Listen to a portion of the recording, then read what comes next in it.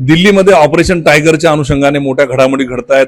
उद्धव ठाकरे यांच्या शिवसेनेचे 6 खासदार दिल्लीमध्ये आहेत, स्वतंत्र गट स्थापनेच्या तयारीत आहेत। पक्ष प्रवेशाचा सुद्धा मुहूर्त ठरल्याची या ठिकाणी विश्वसनीय सूत्रांनी माहिती दिली। आपल्यासोबत उद्धव ठाकरे यांच्या शिवसेनेचे परभणीचे आमदार आहेत doctor Rahul Patil.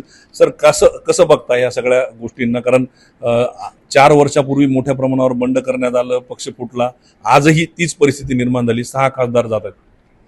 Operation tiger वगैरे नाही, ऑपरेशन गाढव आहे। कशाचं ऑपरेशन काय हो, काय तत्व आहे ते लोक गेलेले आहेत ते सांगा बरं। 5-5, 6-6 टाईमचे खासदार लोक असतील, हे लोक जात आहेत। आज देशामध्ये काय परिस्थिती आहे, कशा मोठ्या प्रमाणात समस्या आहेत, या समस्येचा विचार न करता इतकी गाडी फुल असताना सुद्धा यांना घेण्याचं, यांना जाण्याचं कारण काय? विरोधी पक्षामध्ये राहून सक्षमपणे विरोधी पक्षाचा आपलं जे काही प्रश्न आहेत ते मांडण्याच्या शिवाय यांनी लोकांनी जे निवडून दिलेलं आहे त्या मताचा यांनी अपमान केलेला आहे का नाही? त्यावेळेसच मग खऱ्या अर्थानं तिकडे जाऊन त्यांनी उभा राहायचं होतं। आज या पक्षात उभा राहून इतक्या मोठ्या फरकाने लोक निवडून आलेले आहेत। उद्धव साहेबाच्या नेतृत्वाखाली ज्यावेळेस उद्धव साहेबाच्या जाहीर सभा झाल्या त्यावेळेस 1-1 लाख लोक होते। त्यावेळेस त्यांनी तिथं शपथा घेतली की आम्ही सोडून जाणार नाहीत। पण आज काय परिस्थिती निर्माण झाली तुम्हाला माहिती आहे सगळ्या गोष्टी।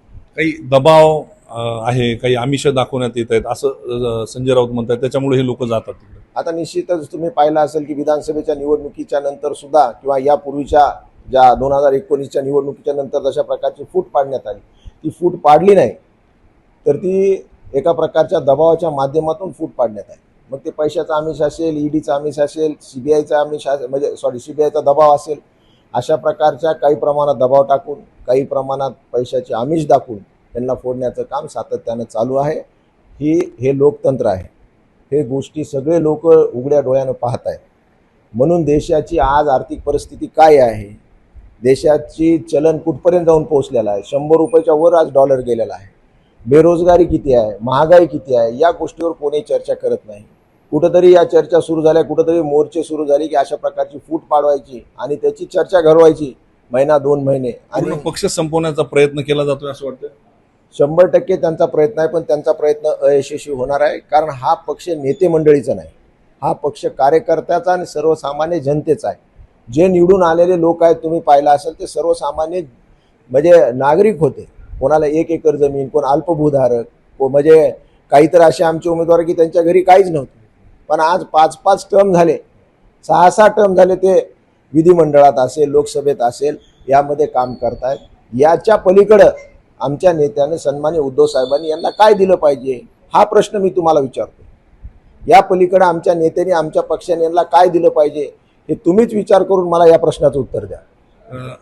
खासदार तर फुटता येतात, मात्र आमदारांनाही फोडण्याचा प्रयत्न केला जातोय। 14 आमदारांना सुद्धा या ठिकाणी वेगवेगळ्या आमिष दाखवण्यात आल्याचं एक बातमी समोर येते। काय वाटतं, तुम्ही स्वतः आमदार आहात?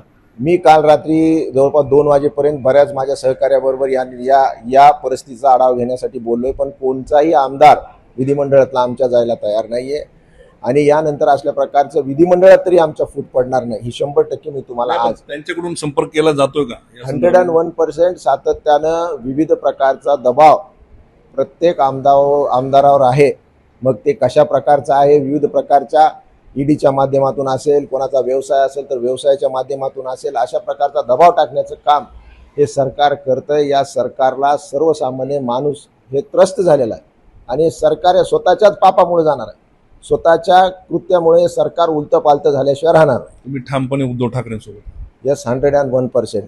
आणि ही जागा सुद्धा आम्ही जिंकून दाखवू। हे होते राहुल पाटील यांनी स्पष्ट केलं की आम्ही ठामपणे उद्धव ठाकरेंसोबत आहोत।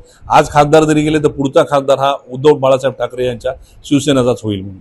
पंकज क्षीरसागर, एबीपी माझा, परभणी। एबीपी माझा, उघडा डोळे बघा नीट।